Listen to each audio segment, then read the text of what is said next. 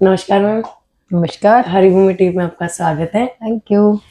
जैसा कि आप लोगों ने सुना कि आज हम बात करेंगे फॉल्स प्रॉमिस टू मैरी के बारे में, तो हम मैम से ही जानेंगे। मैम, हमारा पहला प्रश्न यही रहेगा कि भारतीय न्याय संहिता 2003 में एक नया ऑफेंस आया है, फॉल्स प्रॉमिस टू मैरी। वो है क्या? न्याय संहिता 2023 में नया ऑफेंस जो आया है वो एक्चुअल में पहले भी था, पर पहले इसका रूप डिफरेंट था। एक्चुअल में क्या है कि फॉल्स प्रॉमिस टू मैरी ये पहले कंसेप्ट एज इन वर्बिटम था नहीं, वो आईपीसी में नहीं था, पर कोर्ट में जज मेड लॉ था कि फॉल्स प्रॉमिस टू मैरी एक कंसेप्ट था एक जुडिशियल प्रोनाउंसमेंट्स में। तो इसमें ना काफी एक्चुअल में क्या है, एक एग्जांपल के तौर पे मैं आपको समझाती हूँ कि false promise to marry actual में है क्या।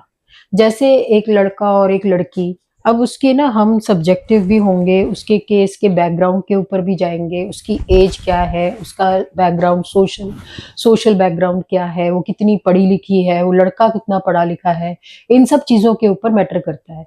पर वो लड़का अगर कोहैबिट करता है उस लड़की के साथ इस प्रिटेक्स्ट पे कि मैं तुझसे शादी करूंगा और इसलिए संबंध बनाता है, तो और फिर वो शादी नहीं करता, तो वो लड़की जिसने की कंसेंट दी है इस चीज के लिए, तो वो लड़की अब क्या करे आगे। तो मैम, इसमें वो कोई एज मैटर करती है? ऑफ कोर्स एज मैटर करती है।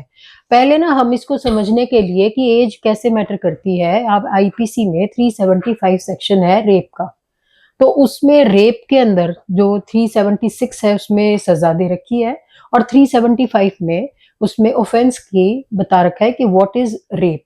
तो पहला ही जो कंसेप्ट उसके अंदर आता है वो है विदाउट हर कंसेंट, तो रेप है पहली चीज जो रेप में आती है। तो अब इसमें जब आएगी तो वो लड़के ने सिर्फ ये बोला कि मैं तुझसे शादी करना चाहता हूँ and I promise you to marry, वो शादी करूंगा मैं तेरे से, और इस वजह से क्योंकि वो शादी करेगा तो इसलिए वो लड़की ने कंसेंट दे दी। कंसेंट देके उसने कोहैबिटेशन किया उस लड़की के साथ, उस लड़की के साथ रहा, और वो चुप चुप के जैसे भी वो जिस तरह से भी वो रहते रहे। वो लड़की तो इसलिए रह रही है उसके साथ क्योंकि उसने प्रॉमिस किया है मैरी शादी करने का।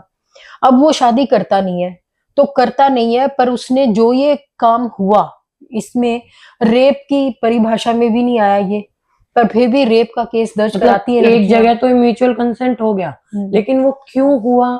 क्योंकि जी, उसने प्रॉमिस किया था प्रॉमिस मैरी के किया लिए। था।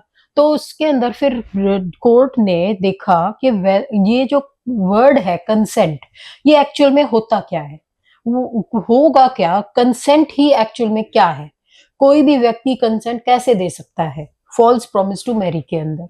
तो कंसेंट के ही कंसेप्ट के ऊपर कोर्ट ने बहुत सारी इसमें चीजें थी जो बताई थी, और इसमें काफी सारी चीजों के अंदर केसेस के अंदर भी इसको बहुत अच्छे से कोर्ट ने समझा एक्सप्लेन किया कि कंसेंट होता क्या है। कंसेंट एक्चुअल में क्या है कि एक हमारा free will between resistance and assent, अगर फ्री विल है उस रेजिस्टेंस और एसेंट के बीच में और हम उस चीज को सोच सकते हैं, तो वो कंसेंट होगा। पर दूसरी चीज के फॉल्स प्रॉमिस टू मैरी पर कंसेंट दे दिया, तो फॉल्स प्रॉमिस टू मैरी जो है वो तो एक्चुअल में फैक्चुअल पोजीशन कुछ है ही नहीं, वो तो फैक्ट्स में है ही नहीं कुछ भी, क्योंकि वो तो प्रॉमिस टू मैरी है, वो भी कब, पता नहीं कब। तो वो चीज तो फैक्ट्स ही नहीं है, लीगली भी नहीं है, और आपको वैसे भी फैक्चुअली भी नहीं लगता कि कुछ चीज ऑन मटेरियल ऑन रिकॉर्ड है, क्योंकि उसने कहा उसने मान ली। तो कंसेंट जो वर्ड है वो तो ऐसा है, चाहे उसने हेजिटेंटली दी हो, चाहे उसने ग्रजिंगली दी हो, चाहे उसने अंडर फियर दी हो, पर कंसेंट है ना। कंसेंट है। तो कंसेंट वर्ड तो इंपॉर्टेंट है ना। तो कंसेंट एक क्लियर अंडरस्टैंडिंग है, अंडरस्टैंडिंग, और उसमें एक बैलेंस होता है बिटवीन राइट एंड रॉन्ग, उसका बैलेंस भी है। पर जहां पर आप इतने passionately you are in love with somebody, और वहां in passionately loving somebody and कोई भी वीक मोमेंट्स के ऊपर अगर आप उसको कंसेंट दे देते हो, तो because only because you he has promised to marry, तो वो कंसेंट नहीं मानी जाएगी। अंडरस्टैंड, तो वो वो रेप के रेप के परिभाषा केस में आ में जाएगी। जाएगी। तो ये तो वो जब था जब हमारा बीएनएस आया ही नहीं था, 2023 से पहले की स्थिति थी। 2023 से पहले। हाँ जी, इसके साथ ना सेक्शन 90 भी जुड़ता था।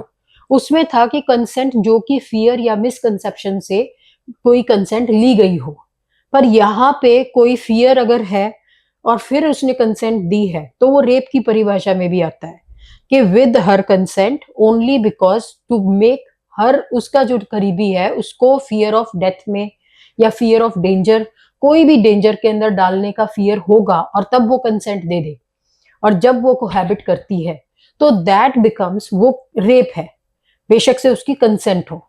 पर यहाँ पर मिसकंसेप्शन ऑफ फैक्ट एक अनदर पॉइंट है।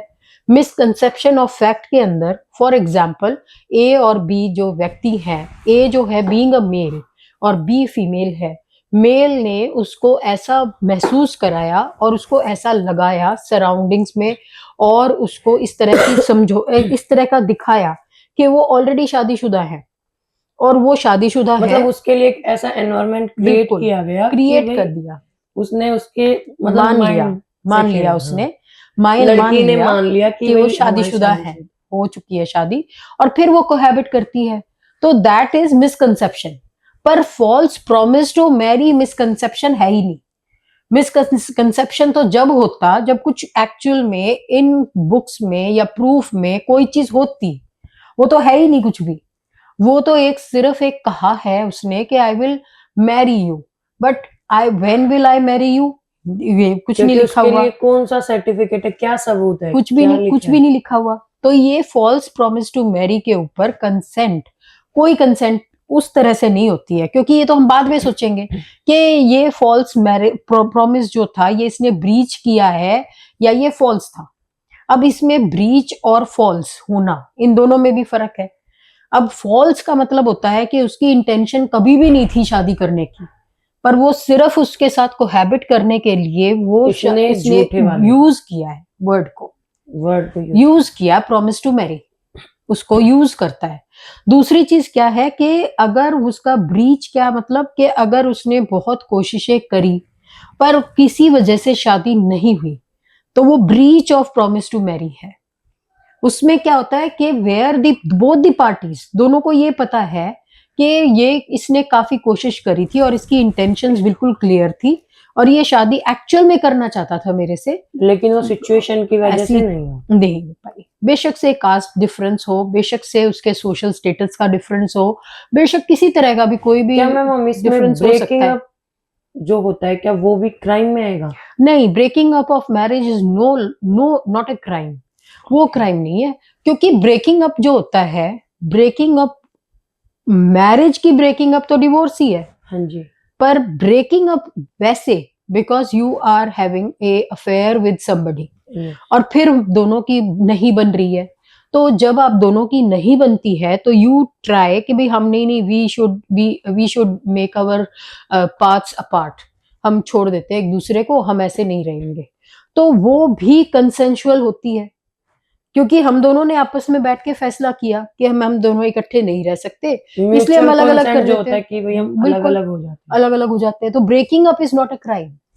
पर लेकिन मैम यहाँ उस ब्रेकिंग अप में अगर ऐसा हो कि एक बंदा नहीं चाहता रिलेशन से जाना, जब एक बंदा नहीं चाहता तो वो ही तो ऐसे करेगा, फॉल्स प्रॉमिस टू मैरी के ऊपर ही आएगा, उसमें आएगा फॉल्स हाँ जी, प्रॉमिस। हाँ जी। ओके। पर ब्रेकिंग अप जहां वर्ड यूज हुआ है, वहां पर ब्रेकिंग अप का मतलब ये हुआ कि दोनों पार्टीज जानती हैं एक दूसरे के बारे में कि वो और नहीं उनके शादी कर म्यूचुअल पा कंसेंट से रहे, जी वो ब्रेकिंग नहीं होता ऐसे, ओके। जी। और ये भी कोई इंपॉर्टेंट नहीं है कि ब्रेकिंग अप के अंदर आपके कोहैबिटेशन इन्वॉल्व हो, आपके सेक्सुअली आप कुछ इन्वॉल्व हो, ऐसा बिल्कुल भी नहीं है। ब्रेकिंग अप तो अफेयर का भी ब्रेकिंग अप होता है, breaking up without any cohabitation भी होता है। तो ब्रेकिंग अप इज समथिंग जो कि इसके अंदर इस सेंस में यूज नहीं करते हम, but false promise to marry हम इसलिए यूज करते हैं, बेशक से कोई भी ऐसे अगर इसमें ये चीजें इन्वॉल्व ना हो तो false promise to marry is not an offence, पर उसने तो कोहैबिट किया because of the pretext of getting married. इसने इसको समझाया कि मैं तुझसे शादी करना चाहता हूं और करूंगा, और जब हमने शादी करनी है तो there is nothing wrong in doing it. तो मैम जैसे आपने बताया कि भाई फॉल्स प्रॉमिस टू मैरी एक गलत चीज है, हम्म। ठीक है, तो इसमें हम कौन सा एक्ट लगाएंगे? इसमें देखो कौन अभी सा? हाँ, अभी तो जैसे 69 सेक्शन है बीएनएस का, पहले तो जज मेड लॉ था, अब वो जज मेड लॉ ना रह के लेजिस्लेटिव इंटेंशन थी कि एक नया सेक्शन बनाया जाए, तो 69 सेक्शन बीएनएस का वो इसी चीज के लिए बनाया हुआ है। इसमें 10 साल तक की सजा हो सकती है इस ओके। केस में या ऐसी चीजों में अगर वो प्रूफ हो जाता है तो। प्रूव हो जाता है तो। और प्रूफ लेकिन मैम ये प्रूव तो तब होगा ना, जैसे अब आपने ही बताया कि कंसेंट कोई ऐसी चीज नहीं, उसने बोल दिया, उसका प्रूफ कैसे लाएंगे वो? देखो एक ये से चीज। होता है कि अब मैंने जैसे पहले भी बताया था कि age of the person, age of the both the people, age like matter करती है। एक चीज और बताइए मैम, जैसे ये हो गया कि भाई वो शादी नहीं की, लेकिन कई केसेस ऐसे होते हैं कि लड़के की शादी हो चुकी है, उसके बच्चे भी हैं, तब ये केस आता, तो क्या सीन मैं रहेगा? वही बता रही हूँ कि यहाँ पे एज बहुत मैटर करती है, सोशल बैकग्राउंड उसका मैटर करता है, वो कितना एजुकेशन कितनी है उसकी, वो कहाँ तक सोच सकता है, क्योंकि एक्चुअल में क्या होता है कि ये चीजें जब मैटर करती हैं, ये आपके थिंकिंग के ऊपर, अंडरस्टैंडिंग के ऊपर डायरेक्टली इम्पैक्ट करती हैं about what you are thinking. आपकी एज क्या है, उससे आपका एक्सपीरियंस होता है, आप लोगों को देखते हो, उसके बाद आप समझ में आ जाता है आपको कि वेदर ये आदमी आपके साथ सच बोल रहा है, आपके साथ Yeah. झूठ बोल रहा है, ये चीज आपको समझ में आ जाती है। तो यही अंडरस्टैंडिंग कोर्ट की है कि एक ना क्लियर अंडरस्टैंडिंग होती है, फैक्चुअल अंडरस्टैंडिंग होती है, एक सिक्स सेंस भी होती है।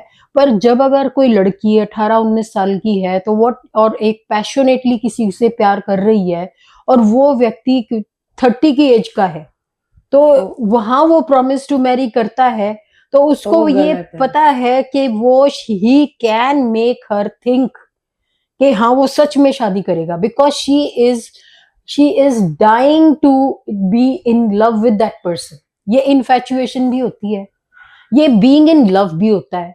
तो एक किस तरह से पैशनेट फीलिंग्स जो होती है ना उस लड़की की तरफ से तो हम समझ सकते हैं, पर he is also doing the same thing. अब वो पहले से शादीशुदा है तो ही कैन डू दैट।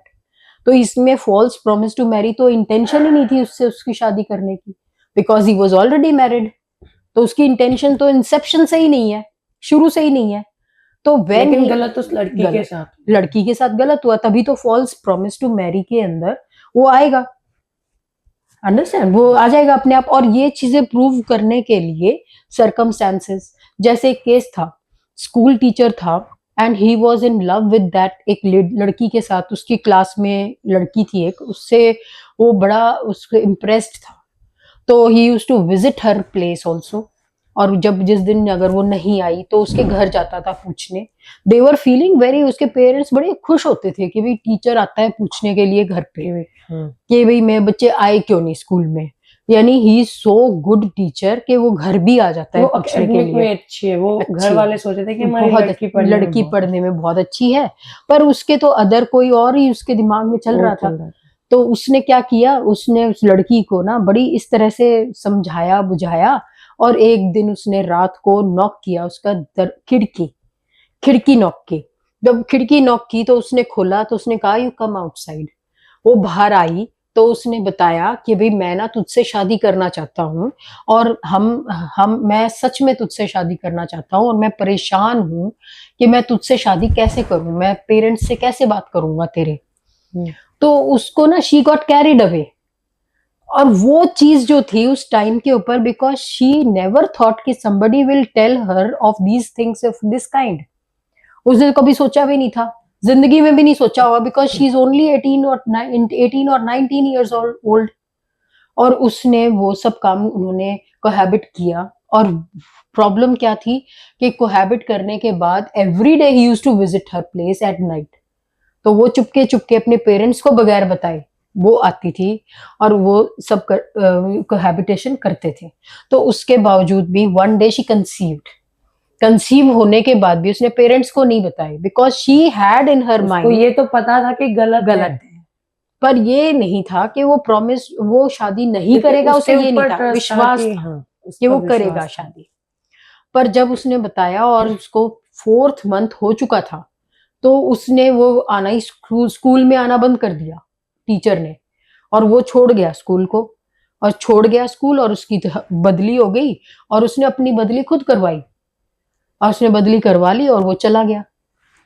तो वहां पेरेंट्स को बताया उसने, because she was all alone now, वो कोई ऑप्शन नहीं बचा, ऑप्शन नहीं बचा उसके पास। उसने बताया, फिर उस लड़के को कांटेक्ट किया। यहाँ पे क्या था कि प्रॉमिस टू मैरी को कैसे प्रूव किया गया, कि because he used to visit, और उसने अपनी एक फ्रेंड को भी बताया था कि ये जो सर है ना, ये मुझे बहुत पसंद करते हैं and he will marry me.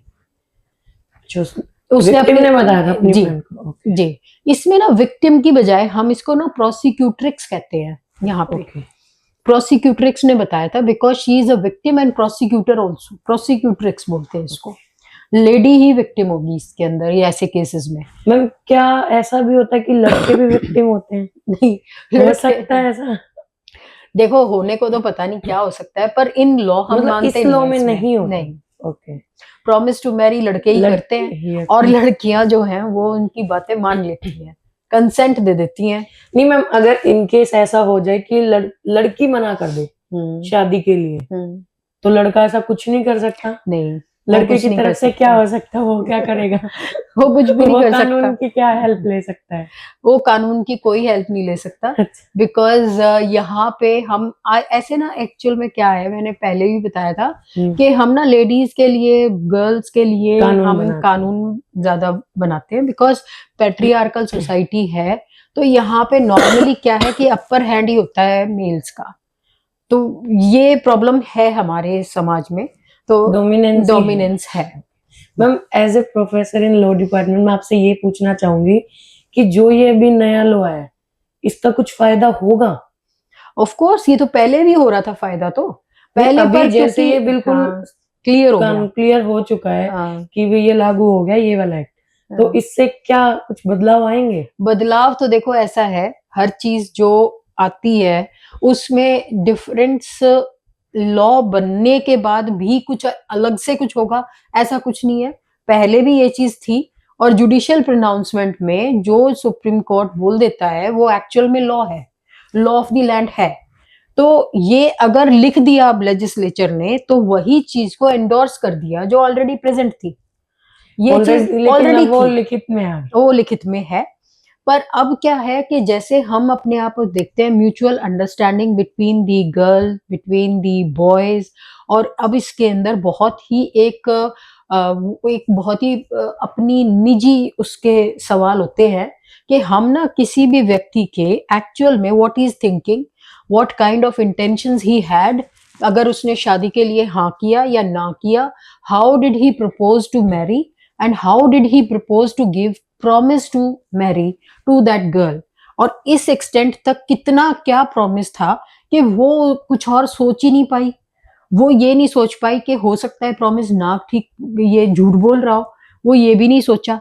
तो what kind of things, what did he do, जिससे कि उसको इतना ज्यादा उसके ऊपर भरोसा हो गया और वो ऐसे काम करने लग गई। तो लॉ जो है ना, अब वो इन्फ्रिंज करता है हर एक दूसरे की फीलिंग्स और उन चीजों के ऊपर जिनके बारे में ना हम इंटेंशंस वगैरह, एक्चुअल में क्या है कि किसी की इंटेंशन उसके एक्ट से पता चलती है कि what kind of act he is doing, उससे पता चलेगा कि ये क्या सोच रहा था, क्या करना चाह रहा था। तो इस मुद्दे पे भी जब भी प्रॉमिस टू मैरी होता है और उसके बाद उसने क्या किया, वो उसकी क्लियर करती है understanding whether he actually wanted to marry और that was a mere promise to marry for cohabitation. Ma'am मेरा एक आखिरी प्रश्न कि अगर आपको पता है कि आपको झूठे वादे किए गए थे, जैसे आपने एक एग्जांपल दिया कि वो लड़का उसे छोड़ के चला गया, तो आप कानून की हेल्प कैसे लेंगे? आपका पहला स्टेप क्या होगा और आप कैसे हेल्प ले सकते हैं? देखिए, हमारे दर्शकों को भी बताइए कि आप लोग किस तरह कर सकते हैं। देखिए, सबसे पहला तो प्रॉमिस टू मैरी जो भी होता है और उसके बावजूद उस लड़की उसके साथ इन्वॉल्व हो जाती है, तो बट नेचुरल छोड़ के गया, इसीलिए वो प्रॉब्लम क्रिएट हुई है। बिल्कुल अगर वो शादी कर लेता तो कोई प्रॉब्लम क्रिएट होनी नहीं होनी थी। थी। तो ये 69 बीएनएस में आप कंप्लेंट कर सकते हो अबाउट दैट पर्सन। दूसरा, उसके साथ ना मेडिकल भी करवाना होता है कि आपके साथ कोई भी जो शारीरिक संबंध थे उसके, उसका प्रूफ लगाना होता है कि ये जो शारीरिक संबंध थे ये उसी के साथ थे, ये भी आपको प्रूफ चाहिए होता है इस चीज का। और दूसरा जो ये चीजें हैं ना, मैंने बताया ना, इंटेंशन पता चलती है एक्ट से। कोई ऐसी चीजें, जैसे वो बार बार उसको बोलता था कि मैं शादी करूंगा, मैं तुझसे ही शादी करूंगा, उसने कोई फोटो वगैरह लगा रखी, वो फोन में लगाते हैं फोटो, स्टेटस पे डालते हैं, कुछ इकट्ठे घूमने गए हैं, या अपने आप को दूसरी जगह पे ऐसा प्रेजेंट करता है जैसे वी आर मैरिड, इस तरह से प्रेजेंट करता है। तो ये चीजें सारी की सारी जो होती है ना, ये प्रूफ होती हैं only to show that the person was actually intending to get married. उसने अपनी फैमिली में किसी को बताया हो, या उसका कोई दोस्त वगैरह सब मतलब वो उसे मिलते सिर्फ हो। दिखाता है कि एक तू मेरी हाँ, टू बी वाइफ है, या हाँ, उसको ऐसा फील उसको ऐसा फील हुआ। तो वो होता कैसे है, अपने दोस्तों में ये बताया कि ये वही मेरी इससे शादी होने वाली है, मैं इससे शादी करना चाहता हूँ, या फिर कोई भी इस तरह की कोई भी चीज जो फैमिली फंक्शंस में आना जाना हो, तब उसमें होता है, पता चलता है। तो इंटेंशन जो गैदर करने के लिए कोई ना कोई स्टेप होता है जो कि उठाया हो उसने। जो अगर कोई स्टेप ही नहीं उठाया, फिर भी that was only a mere promise to marry, उसके अंदर हम कुछ नहीं कर पाएंगे जब आप अगर प्रूव नहीं कर पाओगे that there was a promise to marry. ठीक है। फिर अगर जैसे आजकल तो ऐसे केसेस भी सुन रहे हैं, 3-4 बच्चों की माँ भी गायब हो जाती है घर से, और वो कहती है कि ये शादी करना चाहता था मुझसे और उसके साथ मेरे को अब ये शादी नहीं कर रहा, मेरे 5 साल से मुझे रेप कर रहा है, मेरे साथ ये ऐसे कर रहा है। तो that is something which is wrong. ये हो ही नहीं सकता, बिकॉज उसकी एज ऐसी नहीं है कि वो अंडरस्टैंड ना करे प्रॉमिस टू मैरी को, या वो अंडरस्टैंड ना करे कि इस आदमी की इंटेंशंस क्या है। वो ये इमेजिन भी नहीं कर सकता कोई कि इतनी एज की लेडी जो है वो समझ ना पाए। दूसरा जो कंसेंट वर्ड होता है, जहां प्रॉमिस टू मैरी है, अगर आप प्रॉमिस टू मैरी कोई भी थोड़ी मानसिक रूप से कमजोर है लड़की, उसको आप कहते हो कि मैं तेरे से शादी करूंगा और ऐसे करूंगा, तो वो चाहे कंसेंट दे चाहे ना दे, दैट इज रेप। क्योंकि वो इस स्थिति में ही नहीं है कि वो कंसेंट दे सकती है। 16 साल से कम की लड़की भी कोई स्थिति में नहीं है, वो कंसेंट देना ही दे या नहीं दी, ऐसा कोई भी मान्यता है ही नहीं उसकी, वो तो कंसेंट मानी ही नहीं जाएगी। मैम जैसा कि आपने बताया कि जो ये है, इस चीज में क्या होता है कि भी लड़कियों के साथ गलत तो हो ही रहा है, तो इसमें आप क्या सजेस्ट करना चाहोगे? क्योंकि आजकल तो ये केसेस और ज्यादा बढ़ रहे हैं। हाँ, बड़े क्योंकि लड़कियां बाहर, पहले तो ऐसा होता था कि लड़कियां बहुत रेयर थी कि बाहर पढ़ने निकलती थी, अब तो 12th करते ही जैसे मोस्ट ऑफ गांव से भी या कितनी ही गरीब परिवार से हो, लड़कियों को बाहर भेज रहे हैं, उसमें कहीं ना कहीं लड़कियों के साथ गलत हो रहा है। तो आप क्या सजेस्ट करोगे कि लड़कियों को क्या क्या चीजें ध्यान रखनी चाहिए? देखो, गलत नहीं हो रहा है, ये वाला तो ऐसा सेक्शन है जिसमें वो लड़की ने उसके धोखे में आके हाँ कर दी और कंसेंशुअल सेक्स हुआ। तो ये चीज जो है ना, अगर फॉल्स प्रॉमिस टू मैरी है तो वो तो उस लड़की को खुद ही पता होगा ना कि भाई ये इंटेंशन इस तरह की नहीं है इस लड़के की, या इस तरह की इंटेंशन है। अगर खुद नहीं पता है उसको तो वो अपनी दोस्तों को बता सकती है, अपने फ्रेंड्स को बताए, फैमिली को बताए कि भी इस तरह से ये लड़का मुझसे शादी करना चाहता है। माँ बाप या कोई तो ऐसा होगा जिसे आप शेयर कर सकते हो। बिल्कुल। तो इस तरह की चीजें जो होती है ना, अब देखो ऐसा है कि फॉल्स प्रॉमिस टू मैरी तो हो गया। अब मैंने जो 2-3 इंस्टेंसेस आपको बताए, जैसे 18-19 साल की लड़की थी, उसके साथ इस तरह से हो गया, तो आप उसके बाद की जिंदगी कैसे सोचोगे? उस लड़की की बाद की जिंदगी कैसे होगी? उसको एक्चुअल में क्या है कि हम अभी भी ना सोसाइटी में जिसमें रह रहे हैं ना, इस तरह की चीजें एक्सेप्टेबल नहीं है। जहां प्रॉमिस टू मैरी है और वहां पर वो एक कोहैबिटेशन करती है उस लड़के के साथ, वो एक्सेप्टेबल अभी भी नहीं है सोसाइटी में। तो जहां ये चीजें एक्सेप्टेबल नहीं है और वो इतनी उजागर भी हो जाती हैं, कोर्ट में केस तक चल रहा है, तो ये इसकी जिंदगी के बाद आपके उसको चलो 10 साल की सजा होगी, चलो उसको फाइन भी हो गया, चलो आपको भी उसने मुआवजा दे दिया, आपको भी दे दिया मुआवजा। विक्टिमोलॉजी है ना सेक्शन एक हमारे एक्ट है, तो विक्टिमोलॉजी की वजह से उसने हमारे को भी मुआवजा दे दिया। तो वो मुआवजे के बाद भी उसकी लाइफ यहाँ पे खत्म तो नहीं हुई, उसकी लाइफ तो बहुत लंबी है ना। तो व्हाट विल हैपन आफ्टरवर्ड्स? तो ये चीज बहुत इंपॉर्टेंट है at this point of age. 18, 19, 20, 21, 22, ये एज जो है, ये एज इस तरह की चीजों के लिए बिल्कुल नहीं है। ये लड़कियों को तो समझना चाहिए कि प्रॉमिस टू मैरी तो ये नहीं तो और भी प्रोमिस तो होते रहेंगे, नहीं तो लव मैरिज, नहीं तो अरेंज्ड मैरिज हो जाएगी। पर ये समय जो पढ़ने का, लिखने का, जो कुछ करने का है, वो दोबारा तो नहीं आएगा। पर इसके बाद की जिंदगी हो सकता है उसको तो मजा चखा दोगे, पर उसके बाद की खुद की जिंदगी के अंदर आप क्या करने वाले हो और आप क्या करोगे, that you are not sure. आप उसके बाद क्या करने वाले हो, आप श्योर ही नहीं हो उस चीज के लिए, क्योंकि आप कुछ कर ही नहीं पाओगे। उसके लिए आपको इस तरह का बेंट ऑफ माइंड नहीं चाहिए। तो आई ऑलवेज सजेस्ट कि इस तरह की चीजों की बजाय फ्रेंडशिप रखो। एक हेल्दी फ्रेंडशिप हो सकती है। व्हेन यू विल बिकम, एक बड़े हो जाओगे तो उसके बाद शादी भी हो सकती है। शादी की कोई एज लिमिट ना करने की, कब तक कर सकते हो ये तो है।